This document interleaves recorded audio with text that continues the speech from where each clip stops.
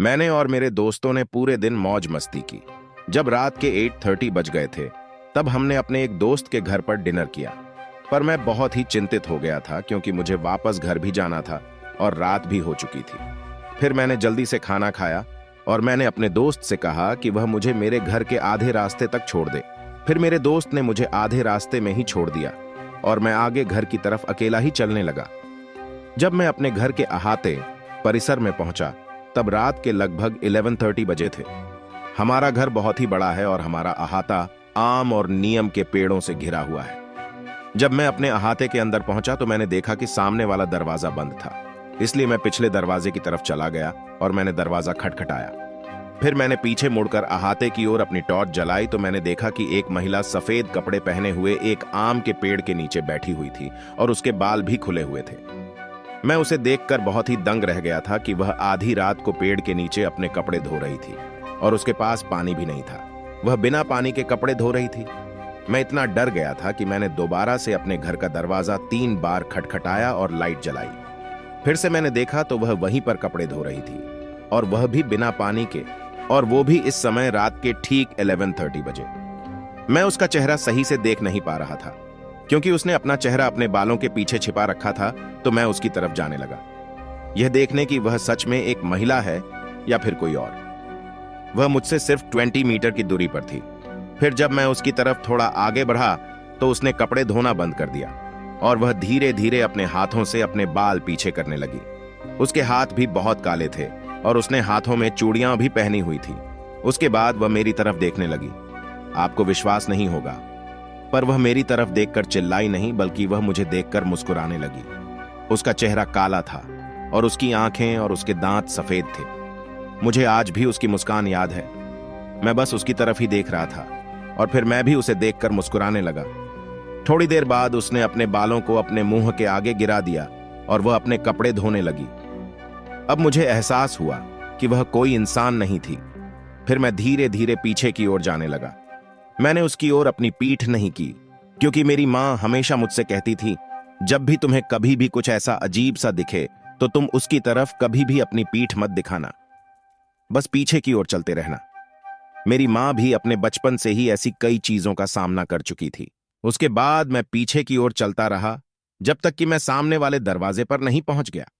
फिर मैंने कई बार दरवाजा खटखटाया और आखिरकार मेरी बहन ने दरवाजा खोला और मैं जल्दी से घर के अंदर चला गया। उसके बाद मैंने अपनी बहन को बताया कि कुछ देर पहले मेरे साथ क्या हुआ था। वह मुझे देखकर हंसने लगी। फिर मेरी बहन ने पीछे का दरवाजा खोला और लाइट चालू की और देखा तो वहां पर कोई भी नहीं था, और सच में वहां पर कोई नहीं था। मैंने उसे बताया कि वहां पर अंधेरे में एक औरत सफेद कपड़े पहने हुए आम के पेड़ के नीचे बैठी हुई थी और बिना पानी के कपड़े धो रही थी। मेरी बहन मुझ पर हंसने लगी और मुझे सोने के लिए कहा। उस रात को मैं पूरी रात नहीं सो पाया था। अगले दिन मैंने मेरी मां को सब कुछ बताया जो रात को मेरे साथ घटित हुआ था।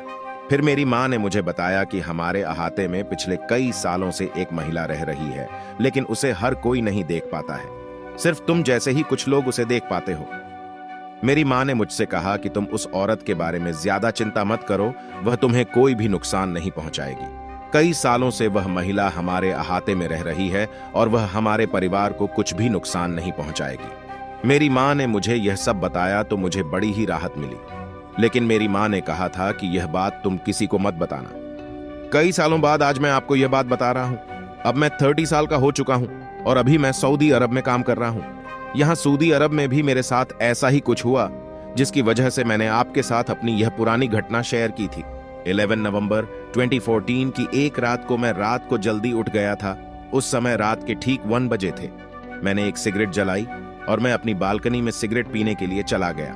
मैंने सऊदी अरब के एक आदमी को सफेद कपड़े पहने हुए देखा, जो वे अक्सर पहनते हैं। वह आदमी बास्केटबॉल कोर्ट के बीच में एक बड़ी लकड़ी पकड़कर खड़ा था और वह उस लकड़ी को बास्केट की तरफ देखते हुए नीचे जमीन पर पटक रहा था और जोर जोर से चिल्ला रहा था। मुझे लगा कि वो कोई पागल है, क्योंकि उस समय वो वहां अकेला था और पागलों जैसी हरकतें कर रहा था। लेकिन खास बात यह थी कि उसकी चिल्लाने की आवाज मुझे सुनाई नहीं दे रही थी। मैं पहली मंजिल पर उसके बिल्कुल ही करीब था, फिर भी मुझे उसकी आवाज सुनाई नहीं दे रही थी। उसके बाद मैंने अपना मोबाइल निकाला और उसका वीडियो बनाने लगा। मैंने उसकी 4 मिनट की वीडियो बनाई। फिर मैंने वह वीडियो बनाना बंद किया तो मैंने देखा कि वो वहां पर नहीं था। मुझे नहीं पता कि वह कब वहां से गायब हो गया। उसके बाद मैं अपने कमरे के अंदर चला गया और मैंने वह वीडियो चलाई तो मैं बहुत ही हैरान हो गया। मैंने देखा कि उस वीडियो के अंदर कुछ भी नहीं था, सिर्फ बास्केटबॉल कोर्ट था और कुछ भी नहीं। फिर मुझे एहसास हुआ कि कई वर्षों बाद यह दूसरी बार है जब मैं ऐसी अजीब सी स्थिति का सामना कर रहा हूं।